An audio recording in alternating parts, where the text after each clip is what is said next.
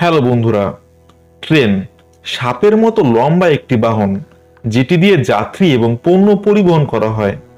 অনেক লম্বা হয়ে থাকে এই বাহন, কিন্তু কখনো কি ভেবে দেখেছেন পৃথিবীর সবচেয়ে বড় লম্বা ট্রেনের আকার ঠিক কতটা লম্বা হতে পারে?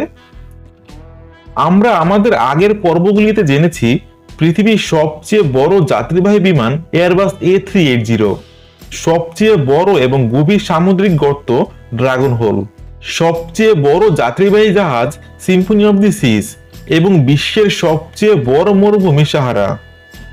আমাদের আজকের পর্বে আমরা জানব পৃথিবীর সবচেয়ে বড় ট্রেন মৌরিতানিয়ান এক্সপ্রেস সম্পর্কে। তো বন্ধুরা, পুরো ভিডিওটি জুড়ে আমাদের সাথেই থাকুন। চলুন শুরু করা যাক।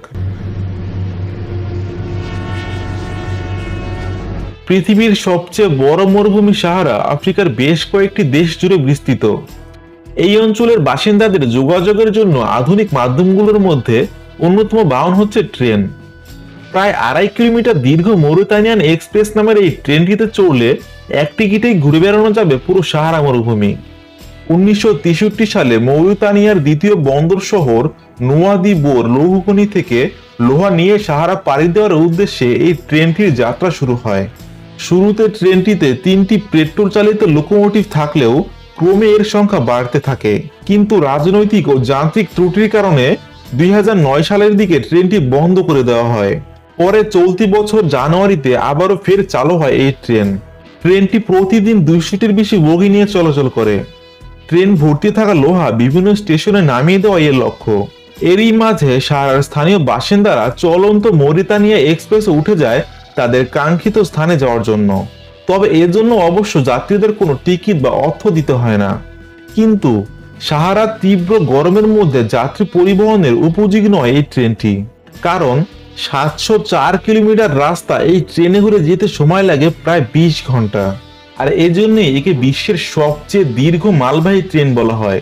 ট্রেনটি ছাড়ার 12 ঘন্টা পর সাহারার মধ্যবর্তী শহর চৌমে গিয়ে থামে। এই শহরের ট্রেনটি থেকে যাত্রী ছাড়াও বেশ কয়েকটি মালবাহী বগি রেখে যাওয়া হয়।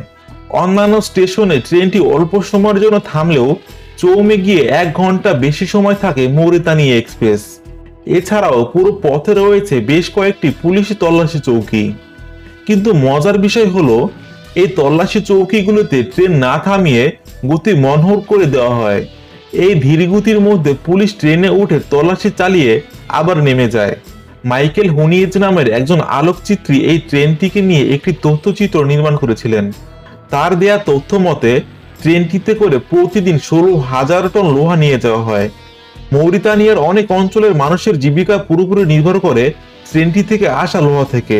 এক একটি বগিতে অন্তত 84 টন লোহা ধারণ করে।